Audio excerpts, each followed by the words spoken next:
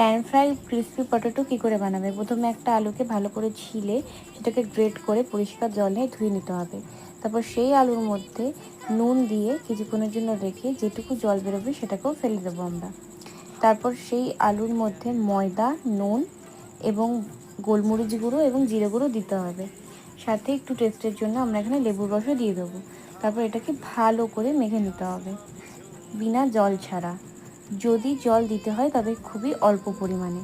তারপরে ছোট ছোট আকারে গরম তেলে ভেজে নিলেই ক্রিসপি পটেটো একদম তৈরি। তবে সেটাকে প্যান ফ্রাই করতে হলে কড়াইয়ে সাদা তেল নিয়ে তার মধ্যে দিতে হবে রসুন কুচি, আদা কুচি, পেঁয়াজ কুচি, বাঁধাকপি কুচি এবং ভালো করে সটে করার পর নুন এবং টমেটো সস দিয়ে ভালো করে নাড়িয়ে চাড়িয়ে তার মধ্যে ক্রিসপি পটেটোগুলো দিলেই তৈরি প্যান ফ্রাই ক্রিসপি পটেটো।